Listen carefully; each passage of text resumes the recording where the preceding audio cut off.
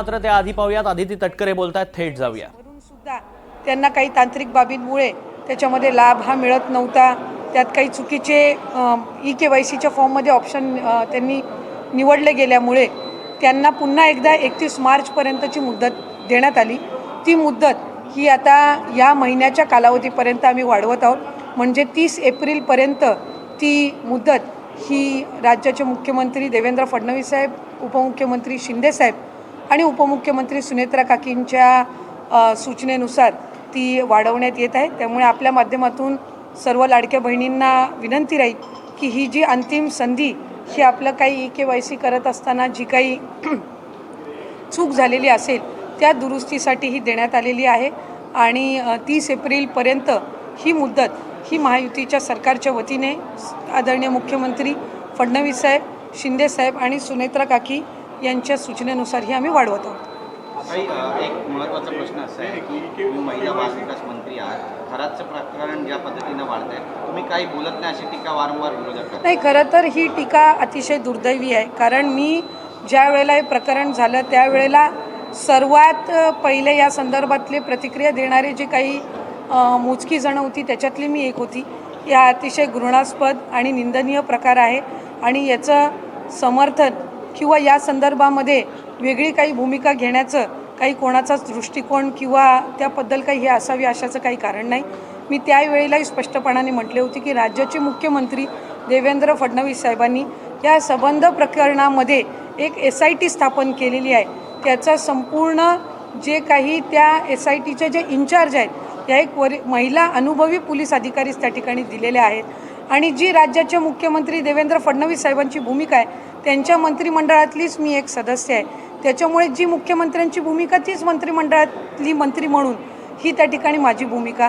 त्यामध्ये एक गोष्ट आहे की ज्या महिलांवर त्याच्यामध्ये अन्याय झाला, ज्या पीडित महिला आहेत यांना न्याय देणं, यांना न्याय मिळणं हा त्याच्यातला मूळ आणि प्रामुख्याचा मुद्दा आहे. आणि त्या संदर्भामध्ये आम्ही मुख्यमंत्री महोदयांनाही विनंती केली, एक महिला म्हणूनही केली, एक लोकप्रतिनिधी म्हणूनही केली आणि महिला व बालविकास विभागाची मंत्री म्हणूनही केली की त्या पीडित महिलांना न्याय मिळाला पाहिजे एक. आणि त्याच्यामध्ये जे कोणी दोषी असतील त्यांना कठोरातली कठोर शिक्षा ही त्या ठिकाणी झाली पाहिजे. मंत्री नरहरी झिरवाळ दिसले नाहीत कॅबिनेटमध्ये, त्यांच्याबद्दल पण त्यांच्यावर राजीनाम्याचा दबाव आहे का? नाही, मला म्हणजे पक्षांतर्गत किंवा अशा पद्धतीनं कुठेही त्या संदर्भातली चर्चा आज आमच्या कॅबिनेटच्या पूर्व बैठकीमध्ये झाली नाही. त्या संदर्भामध्ये सुद्धा राज्याचे मुख्यमंत्री देवेंद्र फडणवीस साहेबांनी झिरवाळजींना हे त्यांनी सूचना दिलेल्या आहेत की जो काही प्रकार असेल त्या संदर्भातली त्यांनी रीतसर तक्रार ही पोलिसांमध्ये करावी. त्यानुसार त्यांनी केलेली आहे. त्या संबंध व्हिडिओज त्या सगळ्या प्रकरणाची शहानिशा झाल्याच्या नंतर माननीय मुख्यमंत्री महोदय फडणवीस साहेब असतील आणि आदरणीय आमच्या नेत्या सुनेत्रा काकी असतील हे त्या संदर्भातला योग्य तो निर्णय घेतील.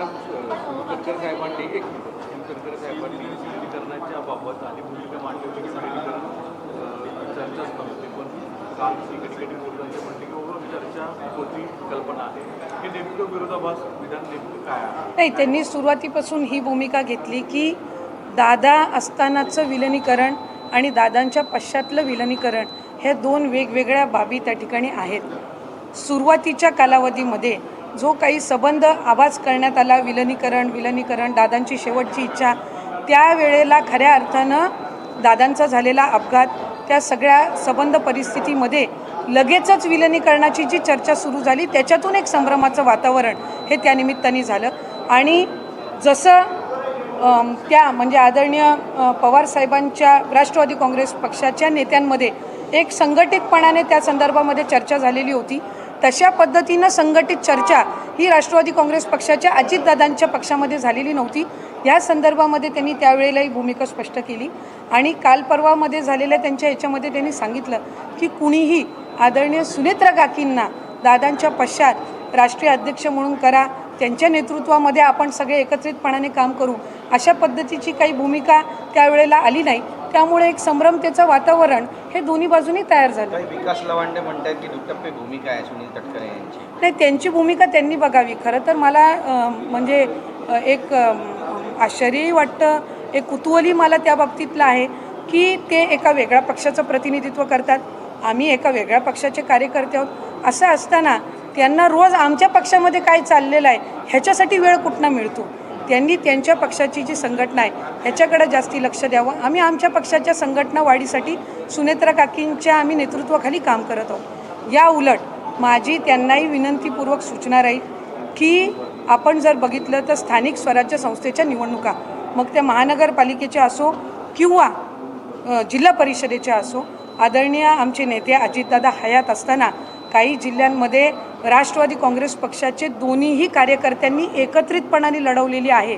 आज ते जिल्हा परिषद पंचायत समितीमध्ये महानगरपालिकेमध्ये त्या ठिकाणी काम करत आहेत. अशा वेळेला त्या कार्यकर्त्यांची दोन्ही बाजूच्या कार्यकर्त्यांची आपण फरफड का करतोय हे माझ्यासारख्या कार्यकर्त्याच्या समजण्याच्या पलीकडे आहे. कारण शेवटी त्यांनी महानगरपालिका एकत्र लढवली, आज त्यांना तिथे एकत्र काम करायचं आहे. जिल्हा परिषद काही ठिकाणच्या एकत्र लढवल्या. जिल्हा परिषदेच्या पंचायत समितीच्या महानगरपालिकेच्या निवडणुका या कार्यकर्त्यांच्या निवडणुका असतात आणि त्यांनी त्यावेळेला दादांनी त्याच्यामध्ये पुढाकार घेतला असेल, श्रद्धेय पवार साहेबांच्या मार्गदर्शनाखाली त्यांच्या पक्षांनी पुढाकार घेतलेला असेल. अशा वेळेला ह्या सगळ्या भूमिका आणि एकमेकांवर वेगवेगळे आरोप प्रत्यारोप करून आपण त्या लोकप्रतिनिधींची जे स्थानिक पातळीवर काम करत आहेत किंवा कार्यकर्ते यांची फरफड ही कुठल्याही पक्षांनी का करावी हे माझ्यासारख्या कार्यकर्त्याच्या समजण्याच्या पलीकडचा विषय. पवार यांनी मोठा आरोप केला आहे. ते म्हणतात की खरात याने एका मोठ्या नेत्याच्या आणि अजितदादा पवार यांच्या फोटोवर फुल्ली मारली, जे धागेदोरे ते थेट अजितदादा यांच्या अपघाताशी जोडण्याचा प्रयत्न असं वाटतं. खरं तर हा महाराष्ट्र पुरोगामी महाराष्ट्र म्हणून ओळखला जातो, विकसित महाराष्ट्र म्हणून ओळखला जातो. खरातांचं झालेलं प्रकरण हे अतिशय निंदनीय आहे, एकदम निंदनीय आहे. त्याचं समर्थन किंवा त्याची बाजू किंवा काय हे कोणीही कुठल्याही बाजूनी घेण्याचं काही कारण नाही. आम्ही सगळेच मग कुठल्याही पक्षाचे असो, आज लोकप्रतिनिधी म्हणून मी असेल, त्यांच्या पक्षाचे काही असतील, त्यानंतर शिवसेनेचे दोन्ही बाजूचे काही असतील, काँग्रेसचे असतील का भारतीय जनता पक्षाचे असतील, कुठलाही नेता यांनी कुठल्याही घटनेचं समर्थन हे केलं नाही. एक आहे की सगळ्याच राजकीय मंडळींना सर्व पक्षाच्या हा एक धडा आहे की पुरोगामी महाराष्ट्रामध्ये आपण वावरत असताना एखाद्या कुठल्याही गोष्टीच्या आपण कुठल्याही बाबतीमध्ये एक सल्ला घेणं किंवा वेगवेगळ्या पद्धतीनं म्हणजे आपण त्यांच्याकडे एक बोलतो ना काय पुढचं जाणून घेण्याच्या दृष्टिकोनातून असेल किंवा काय असेल, ह्या सगळ्या बाबतीतला हा सगळ्याच राजकारण्यांना मिळालेला एक धडा आहे. पण या आपल्या माध्यमातून मला आणखीन एक सांगायचं आहे की वेगवेगळे फोटो याच्यामध्ये आले, वेगवेगळ्या नेत्यांचे फोटो आले, वेगवेगळ्या राजकीय पक्षातले ते होते. कुठल्याही राजकीय पक्षातल्या नेत्यांनी त्यांनी जे कृत्य केलं आहे त्याचं समर्थन केलं का, त्याची बाजू कोणी मांडली का, नाही. याचा अर्थ असा की वेगवेगळ्या सार्वजनिक कार्यक्रमांमध्ये त्यांची भेट झालेली असेल, याचा अर्थ असा नाही की हे जे निंदनीय प्रकरण झालेलं आहे याचं कोण समर्थन करतं का हे त्यांना माहिती होतं. त्याच्यामुळे याच्यामध्ये पडण्यापेक्षा आज राज्याचे मुख्यमंत्री देवेंद्र फडणवीस साहेबांनी SIT जी स्थापन केलेली आहे त्या चौकशीमध्ये ज्या काही गोष्टी आहेत त्या शहानिशा होतील. आज बघितलं कोणी महिला कुठल्याही पक्षाचे असो कुठल्याही यांच्यावर आरोप करत आहेत. कोण रश्मी वहिनींचं नाव घेतं, कोण इथं नीलमताईंचं नाव घेतं, कोण माझ्याही संदर्भामध्ये मी भूमिका स्पष्टपणाने मांडत नाही ह्या संदर्भामध्ये नाव घेतं.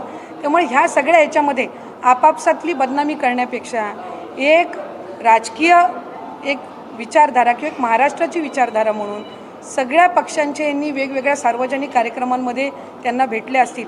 याचा अर्थ असा होत नाही की या निंदनीय घटनेची कोणाला माहिती होती किंवा हा जो प्रकार सगळा ह्याबद्दल कोणाला माहिती होती. जर माहिती असती तर कुठलाही महाराष्ट्रातला राजकारणी हा त्यांना भेटला नसता, याची मला एक लोकप्रतिनिधी म्हणून खात्री. राहुरी विधानसभेमध्ये आता भाजप अक्षय खंडिले यांना उमेदवारी दिली आहे. राष्ट्रवादी शरद पवार गटाकडून या ठिकाणी आता उमेदवार देण्याची तयारी आहे. मात्र अशी चर्चा सुरू झाली की अजित पवार गटाकडून देखील राष्ट्रवादीला त्या ठिकाणी सपोर्ट केला नाही. मी अशा पद्धतीची कुठली चर्चा ऐकलेली नाही आहे.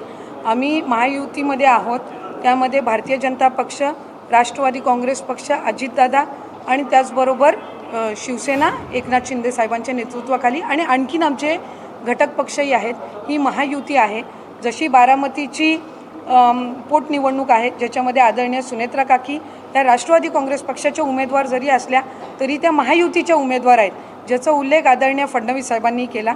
तशाच पद्धतीनं राहुरी ही महायुती म्हणून त्या ठिकाणी आम्ही लढवण्याच्या दृष्टिकोनातून पावलं उचलू. आंबेडकर यांनी आज 2 गंभीर आरोप केलेले आहेत. एक म्हणजे नरेश अरोरांबाबत की नरेश अरोरांच्या सल्ल्यानुसार काही आमदारांचं निगेटिव्ह मार्किंग देत अजितदादाकडे तिकीट कापण्याचा प्रयत्न अरोरांनी केला होता. दुसरा गंभीर आरोप असा आहे की भाजपसोबत पुढेकर त्यांची हात मिळवली होती म्हणून कमी जागा पदरात पाडून घेण्याचा सल्ला त्यांनी दादाला दिला होता. नाही, मला असं वाटतं की अमोलजी हे आमचे सहकारी राहिलेले आहेत.